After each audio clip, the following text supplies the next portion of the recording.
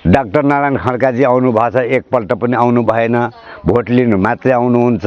न हिमाल कार्की आएको छ, भोट लिनु मात्रै आउनुहुन्छ, न सिर्जना जन्मर आउनु भएको छ। असोज 18 र 19 गते आएको अविरल वर्षाको कारण धेरै प्राकृतिक विपद र सङ्कट आइपर्यो।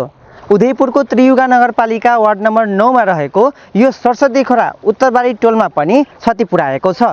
यो खोलाले अहिले झन्डै 15 घर दूरी जोखिममा पारेको छ। यो अवस्था तपाईहरुलाई मैले अहिले दृश्यमा देखाइरहेको छु। यो दृश्य सरस्वती खोलाको हो।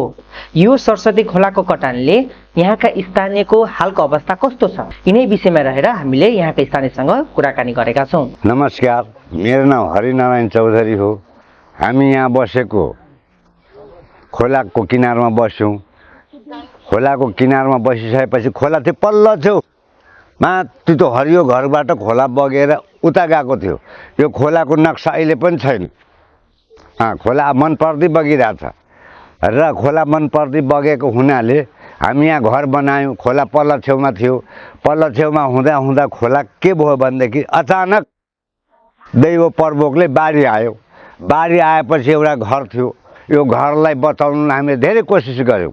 नमस्ते, म सञ्जीव कटवाल। मेरो घर चाहिँ यही हो। अब मेरो यो सरस्वती खोलाले गर्दा मेरो घर लान आँटिसक्यो। अनि अब यो स्थानीय सरकारले सहयोग नगरेको भने गरेको भन्नाले पनि 2-4 घण्टा जेसी पठाइदिने, यसो खोला कोताएर यस्तो गर्ने, अलिकति ढिस्को बनाइदिने, फेरि साँझ बाढी आएर लात्ती लगिदिने। अब राजकुमार दाइले सक्दोसम्म त गर्नुभएको नगर्नुभएको होइन, राजकुमार अध्यक्षज्यूले।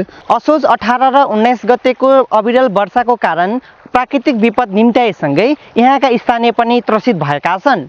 पछिल्लो समय त्रियुगा नगरपालिकाले सहयोग गरे तापनि प्रदेश र सङ्घबाट कुनै पनि सहयोग नभएको यहाँका स्थानीयहरूको गुनासो छ। अब सबै स्थानीय, सङ्घ र प्रदेश सरकार, तिनै तहका सरकार मिलेर यो प्राकृतिक विपदलाई समाधान गर्न आवश्यक छ। समृद्ध नेपालको लागि क्यामेरामा शम्भु मगरको साथमा सौरभ मगरको स्थलगत रिपोर्ट।